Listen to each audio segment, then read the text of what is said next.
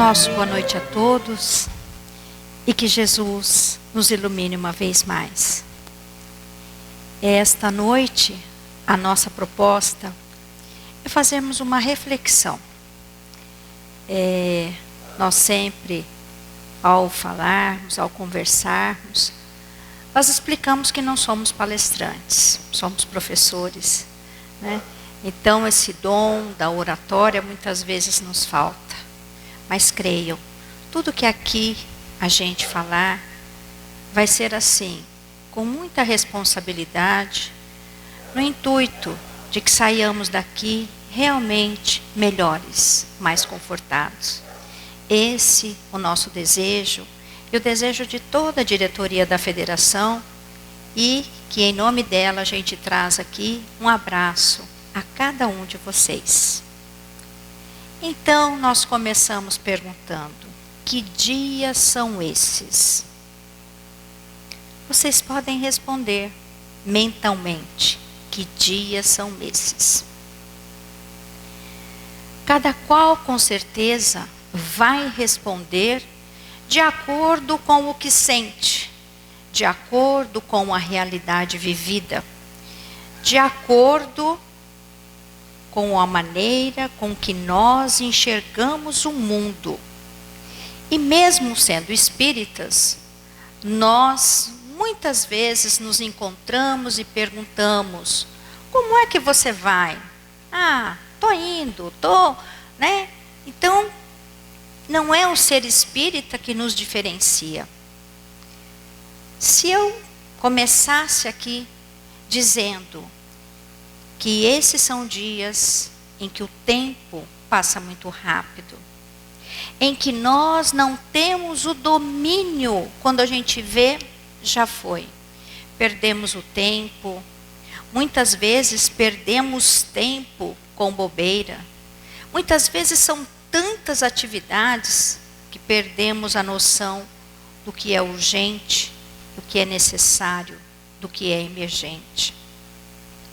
Então, o relógio e uma estrada. Muitas vezes estamos andando sem termos o foco naquela luz do fim daquela estrada que nos levaria a um porto seguro. Estamos distraídos com as coisas do mundo, ou seja, com os problemas graves que assolam não só o Brasil. E a outra coisa, muitas vezes falamos muito do Brasil como se o planeta Terra fosse um paraíso e que nós estivéssemos na pior parte deles. Problemas, meus irmãos, nós temos por toda parte. Problemas graves. A criminalidade. A criminalidade é algo que nos toca. E hoje à tarde, quem esteve aqui, teve a oportunidade de ver, de pensar sobre como agiríamos em determinada situação entre a nossa família e um criminoso. Não que sejam questões fáceis. Não que o conhecimento espírita já tenha transformado todas as nossas ações, levando-nos a uma compreensão melhor das pessoas. Tempos de violência urbana. Antes falávamos sobre violência urbana no nosso estado, nas cidades de fronteiras, Campo Grande. E hoje nós conhecemos essa realidade. Tempos de incerteza, de miséria. Quantas vezes nós somos procurados por uma família em que todos estão desempregados, onde a fome muitas vezes chegou àquele lar? Quanta miséria muitas vezes assistimos pela TV, pelos rádios. E aí acreditamos na injustiça social.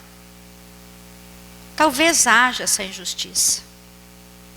Mas eu pergunto, e a nossa parte? Qual o nosso compromisso com tudo isso? Será que não temos nada? Será que diz respeito somente aos governantes? Tempos de preconceito. E como que a gente gosta de falar de preconceito? Agora tudo é motivo de processo, de tanta coisa, de corrupção. E falando de corrupção, tudo bem, nós vivemos uma sociedade em que sofremos muito com isso.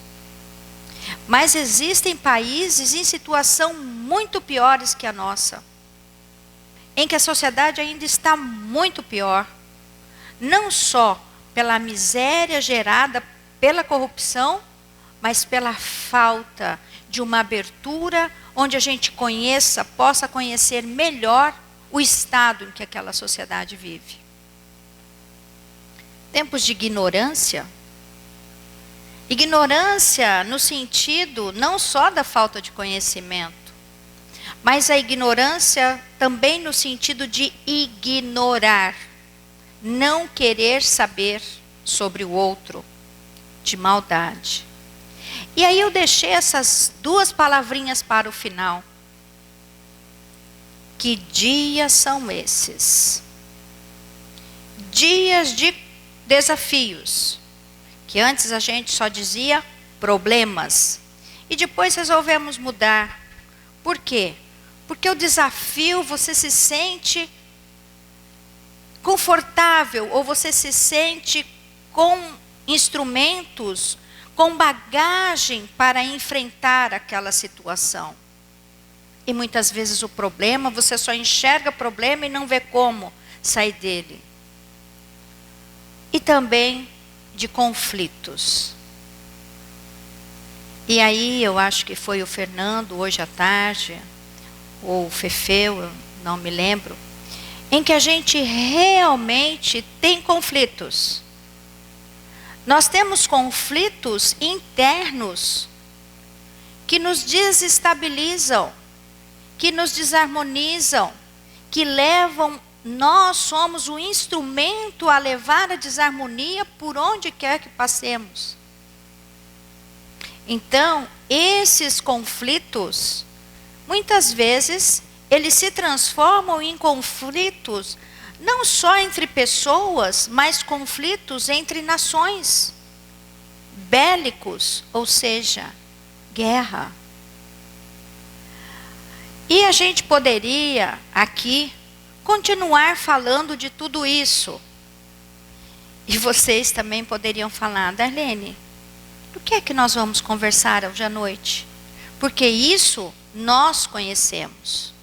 Mas a gente ainda quer questionar um pouco mais aqui com vocês sobre esses dias, partindo para um outro campo.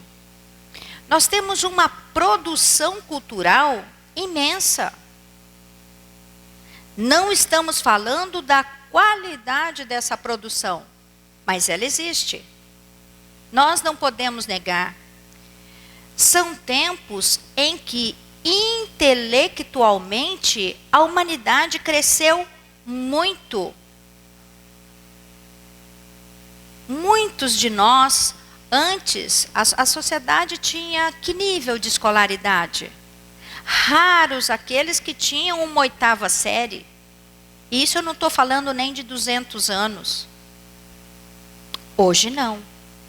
Hoje, nesses dias, são dias em que nós temos o conhecimento da ciência, da formação, da base que nos propicia um ambiente para entendermos e agirmos sobre essa realidade. E foi também discutido hoje à tarde. Parece que nós entendemos que o conhecimento é para que a gente fale, para que a gente fale para o outro que a gente sabe, para que a gente faça discursos.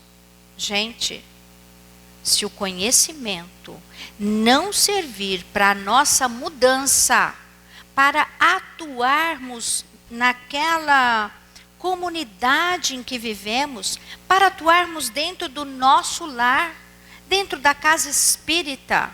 Esse conhecimento é para o nosso ego.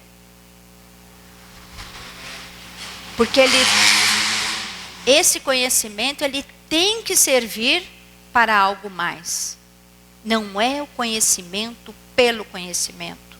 O conhecimento ele tem que ser digerido e por nós transformados, fazendo brotar em nós algo melhor do que éramos. São dias de conquistas, tanto no campo da ciência quanto da tecnologia.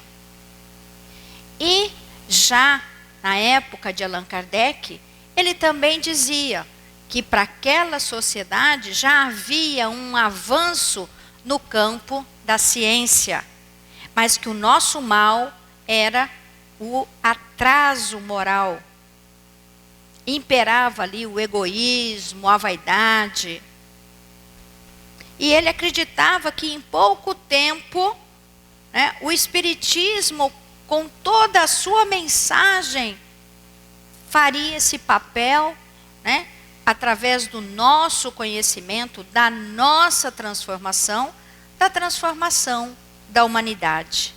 Então, ele dizia que seria no início, nos albores, né, do século XX. E já temos mais de 100 anos e estamos longe.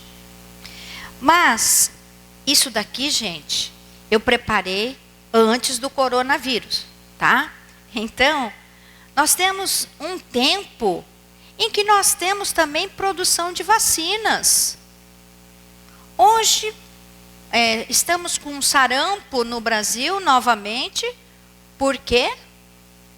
Por falta de conhecimento?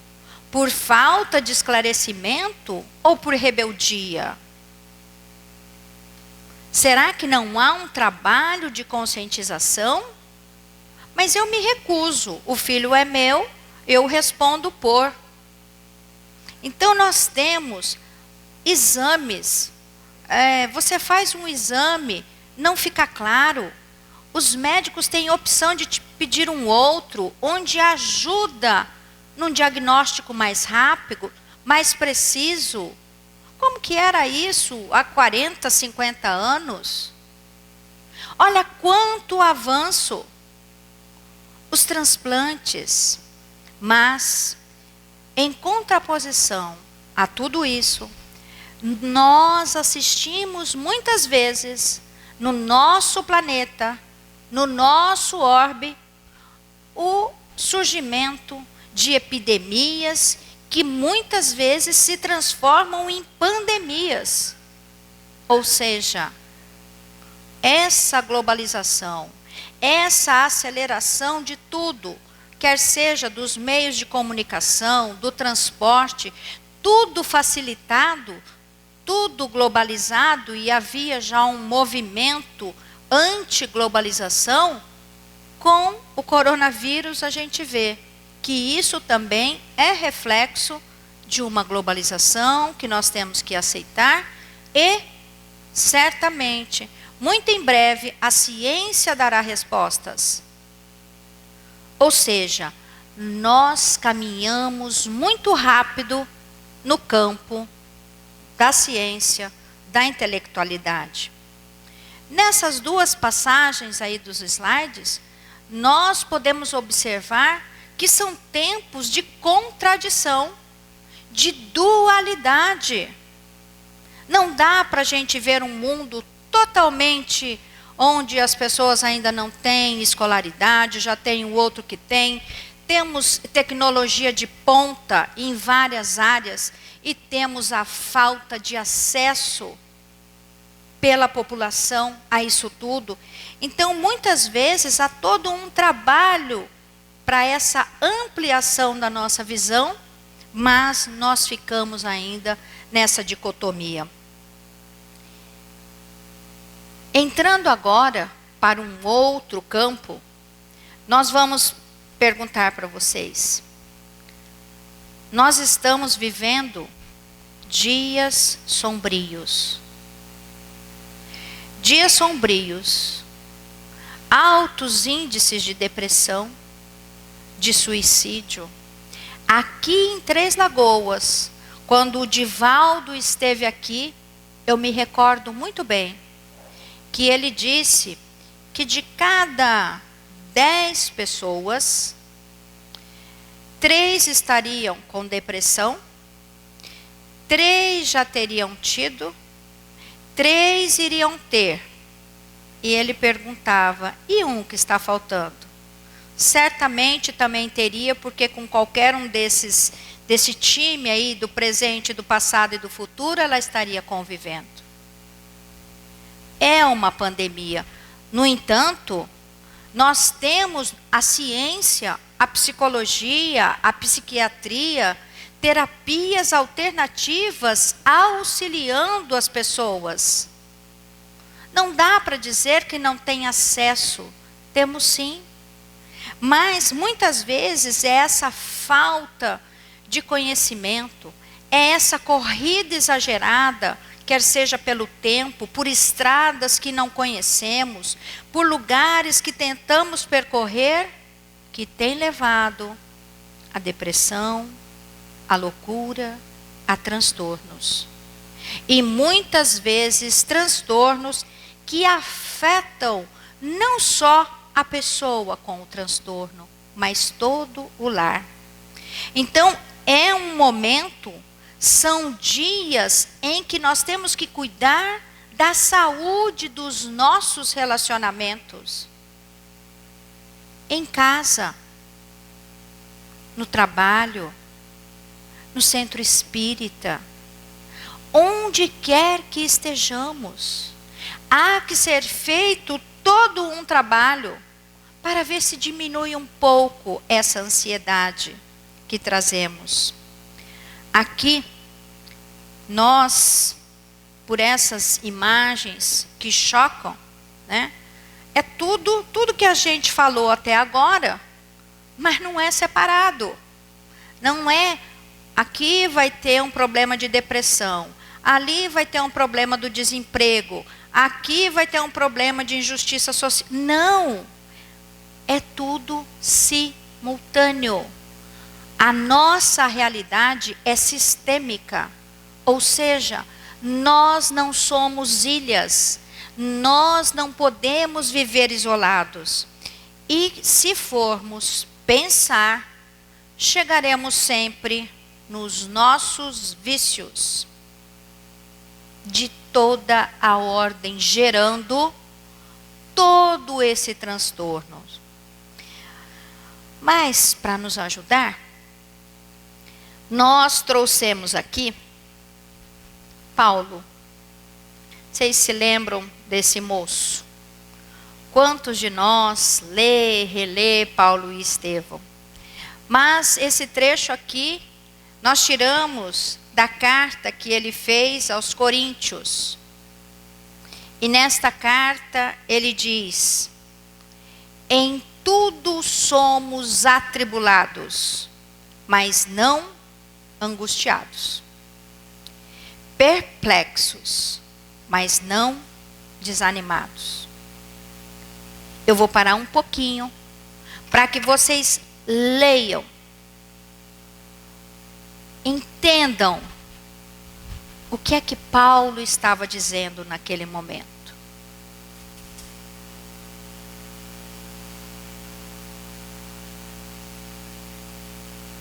Quantas vezes nós falamos, não, a minha vida está muito atribulada.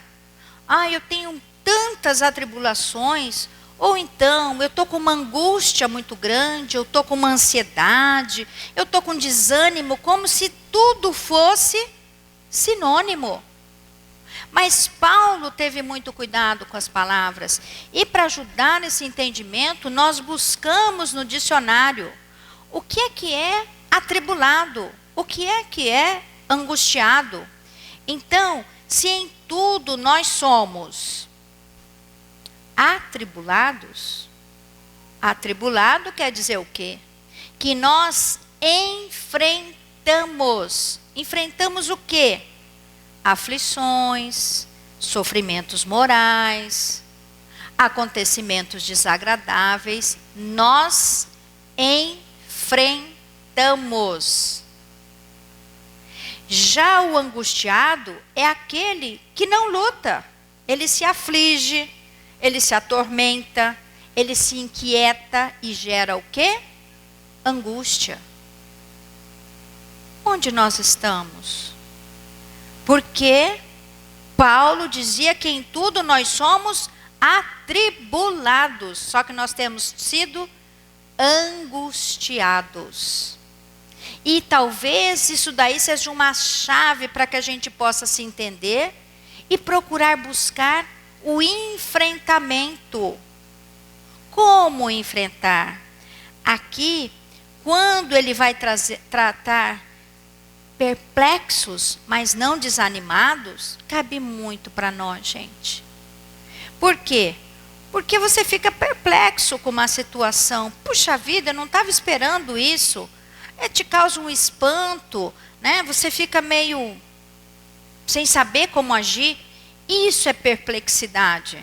Mas o que a gente faz? Acontece algo que nos choca, a gente já se dá o direito. Ai, estou tão desanimado. Ai, olha, não vale a pena. Vamos lá. Paulo, podemos ser perplexos, mas não desanimados.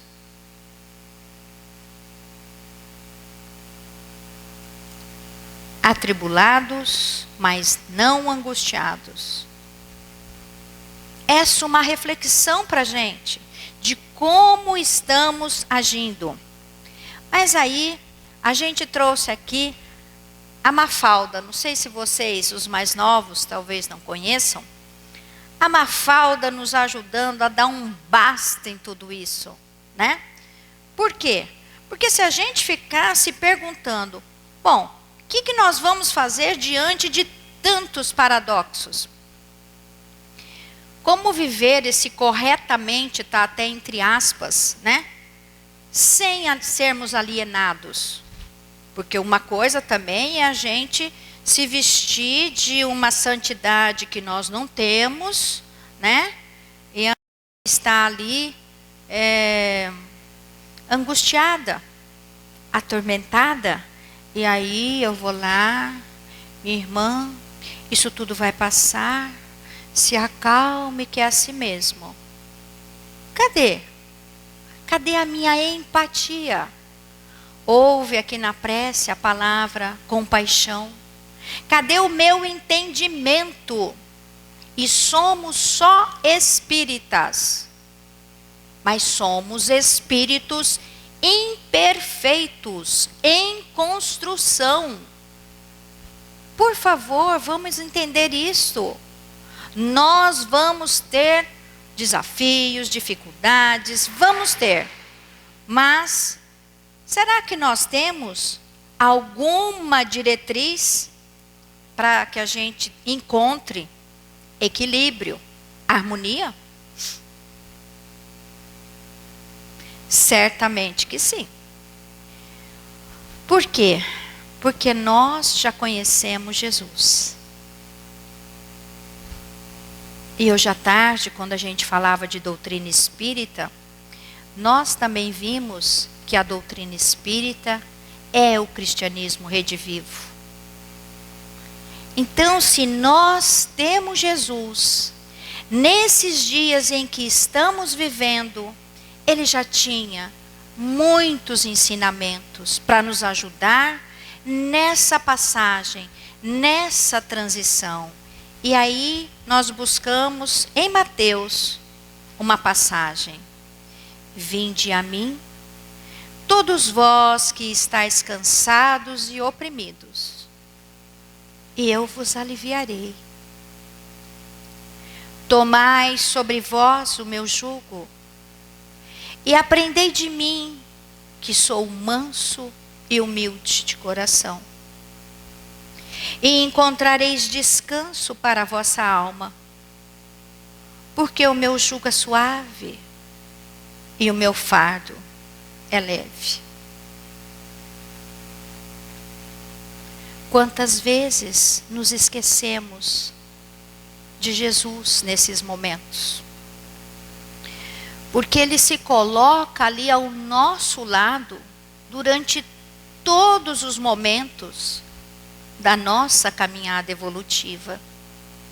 Basta buscarmos, fazermos condições, não de uma forma desesperada, ou daquele que sequer consegue ter um pouco de fé, de convicção nesse momento da conversa com esse irmão maior. E nós trouxemos aqui essa passagem dividida, né, na primeira parte, porque ele fala: vinde a mim. Olha o tempo do verbo, é imperativo. Todos os que estáis cansados e oprimidos, e eu vos aliviarei. Então, ele faz um convite, mas ele se coloca ali, ele faz para todos nós uma promessa, que ele vai nos auxiliar, aliviando as nossas dores, as nossas aflições. Numa outra passagem, ele diz que ele dará a paz. Não a paz que o mundo a dá, mas um outro tipo de paz. Que ele estava falando dessa paz tão difícil de construirmos. Essa paz interior. Diferente, muitas vezes, do entendimento do mundo, que entende que estar em paz é estar ali, alheio a tudo. Antes tinha até uma expressão, né? Quando meus filhos eram mais jovens, e hoje eles já estão velhos, eles falavam: mãe, eu tô sussi, né? Que era sossegado. Fefeu riu, de certo ele é dessa época também, né, Fefeu? Então, não é ficar sossegado, não é ficar alheio, não é essa paz da passividade, mas é uma paz operante, é uma paz onde você é o protagonista, onde você vai lutar primeiro essa luta interior. E aí ele também diz: tomai sobre vós o meu jugo, e aprendei de mim, que sou manso e humilde de coração. E encontrareis descanso para a vossa alma, porque o meu jugo é suave e o meu fardo é leve. Bom, quando a gente fala em jugo, a gente sempre é remetido à questão de servidão. Esse é o meu jugo, essa é minha lei, essa é a minha imposição. E nós estamos trazendo ali os bois com o jugo. Aquilo ali, aquela madeira, é o jugo que é colocado. Por quê? Para que eles andem juntos, para que eles caminhem para um mesmo rumo. E Jesus nos diz que o jugo dele é suave. Porque se a gente coloca esse jugo sobre nós, o que vai acontecer? Nós vamos ter união, nós vamos caminhar nos preocupando com o nosso irmão. E com mais pessoas, esse jugo se torna leve, e o fardo, independente de quanto ele seja, se estivermos juntos, ele vai ficar leve.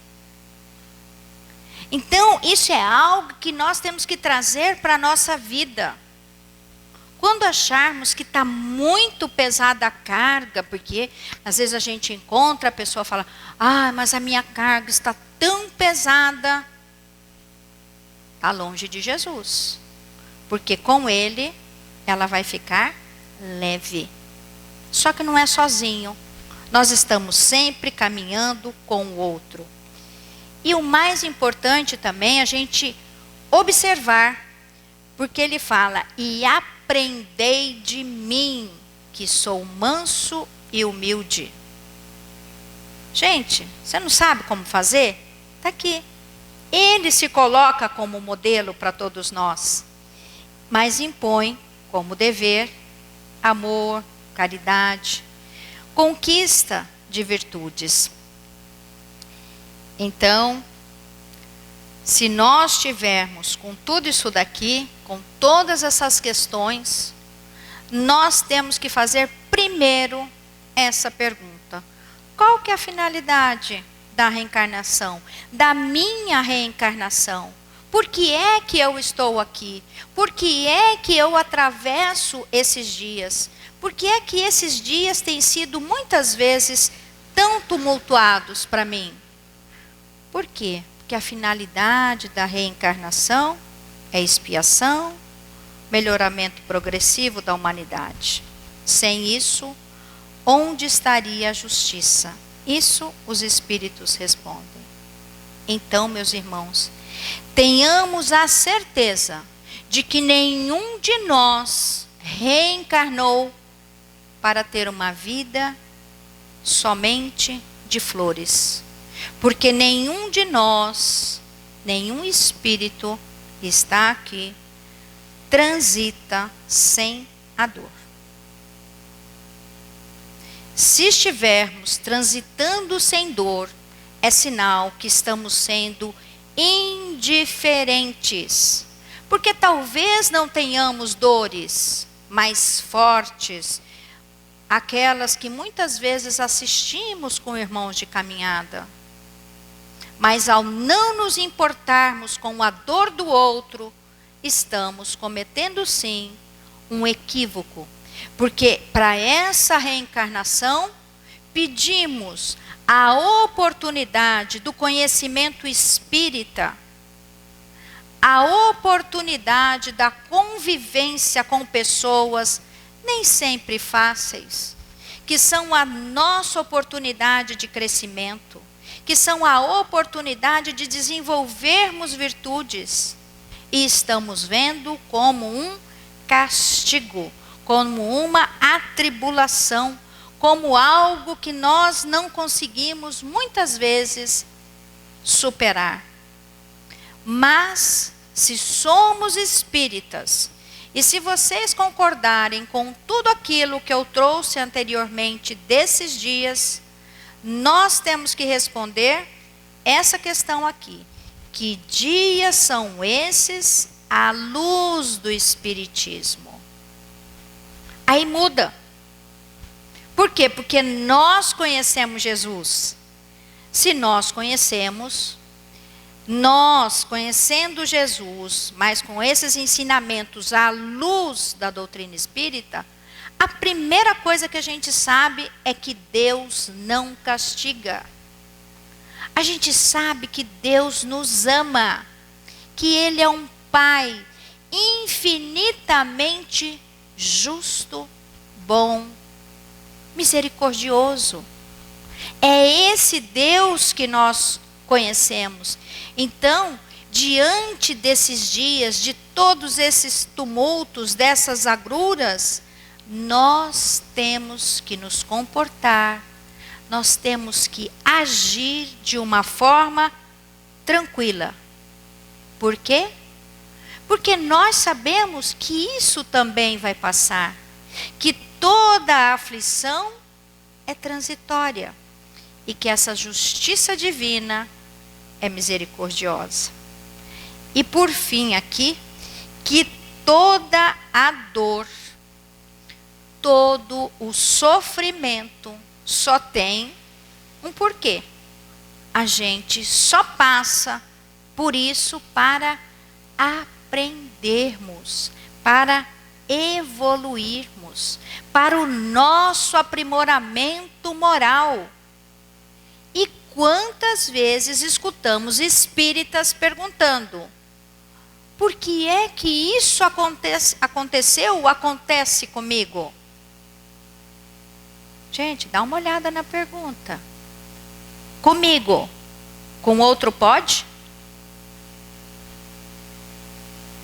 Então, nós temos que entender que esses dias difíceis que a humanidade tem enfrentado, agora estamos, nessa aflição com esse coronavírus. Sabemos que tem notícias de todos os modos. Também não podemos ser irresponsáveis de dizer, todos nós vamos desencarnar. Mas nós temos o dever de, enquanto espíritas, fazermos todo o possível para não contaminarmos pessoas, para, se soubermos de um caso, agir sempre como deve um cristão. Então, nesses dias difíceis, nós temos o conhecimento espírita. Encerrando a nossa fala, nós gostaríamos de fazer um convite a vocês e a mim mesma, para que todos nós prossigamos juntos, meus amigos, unidos com Jesus. Que essa paz que Ele tanto nos ensinou permaneça conosco e que juntos trabalhemos na construção de um mundo melhor, partindo da nossa transformação moral. Que Jesus nos abençoe e nos ilumine uma vez mais. Muito obrigada a todos e muita paz.